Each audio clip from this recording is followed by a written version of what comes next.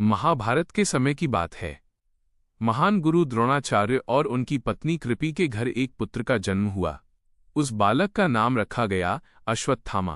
कहते हैं कि उसके जन्म के समय उसके मुंह से घोड़े जैसी आवाज निकली थी, इसलिए उसका नाम अश्वत्थामा पड़ा।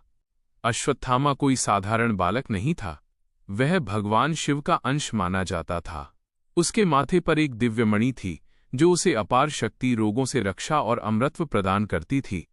लेकिन उसका बचपन बहुत गरीबी में बीता। द्रोणाचार्य के पास धन नहीं था। एक बार अश्वत्थामा ने दूध मांगा, लेकिन घर में दूध नहीं था।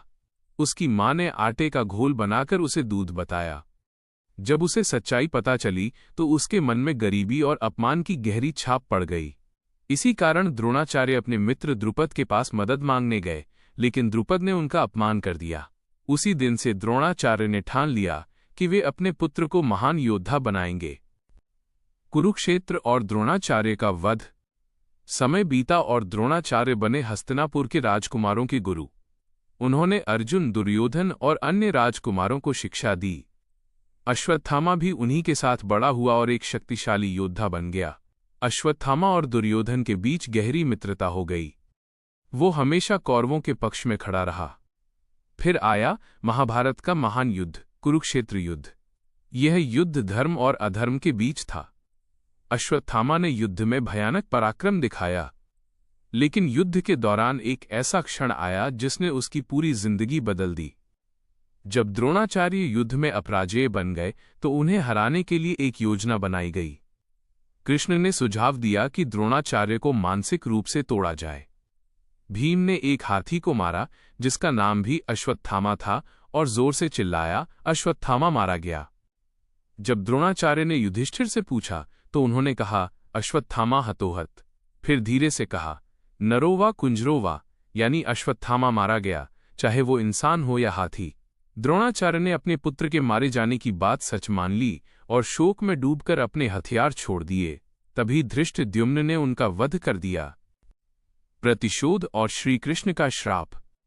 जब ये बात अश्वत्थामा को पता चली तो वो क्रोध से पागल हो गया। उसने प्रतिशोध लेने की कसम खाई। रात के समय जब पांडवों की सेना सो रही थी, अश्वत्थामा ने चोरी से उनके शिविर में प्रवेश किया। उसने सोते हुए सैनिकों और द्रौपदी के 5 पुत्रों का निर्मम वध कर दिया। सुबह जब ये सच्चाई सामने आई तो पांडव क्रोधित हो गए। अर्जुन और अश्वत्थामा के बीच युद्ध हुआ। अश्वत्थामा ने अपनी अंतिम शक्ति का प्रयोग किया। उसने ब्रह्मास्त्र छोड़ दिया। अर्जुन ने भी प्रत्युत्तर में ब्रह्मास्त्र चलाया। पूरी सृष्टि संकट में आ गई। तब व्यास और कृष्ण ने हस्तक्षेप किया। अर्जुन ने अपना अस्त्र वापस ले लिया, लेकिन अश्वत्थामा उसे वापस लेना नहीं जानता था। उसने अस्त्र को अभिमन्यु की गर्भवती पत्नी उत्तरा के गर्भ की ओर मोड़ दिया।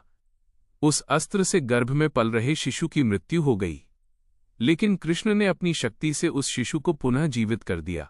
वो बच्चा था परीक्षित। इस अधर्म के कारण कृष्ण ने अश्वत्थामा को भयंकर श्राप दिया कि वो अमर रहेगा, लेकिन सदियों तक धरती पर भटकता रहेगा। उसके शरीर के घाव कभी नहीं भरेंगे और उनसे निरंतर रक्त व पीप बहता रहेगा। वह अकेलेपन और भीषण पीड़ा में जीवन बिताएगा। कृष्ण ने उसके माथे से दिव्य मणि भी छीन ली। उस दिन से अश्वत्थामा एक श्रापित अमर बन गया। आज तक की मान्यताएं कहते हैं कि अश्वत्थामा आज भी जीवित है। कई लोग दावा करते हैं कि उन्होंने उसे जंगलों, पहाड़ों या प्राचीन मंदिरों में देखा है, खासकर मध्य प्रदेश के असीरगढ़ किला में स्थित शिव मंदिर में। मान्यता है कि वो आज भी सुबह सुबह भगवान शिव की पूजा करता है और अपने पापों का प्रायश्चित कर रहा है।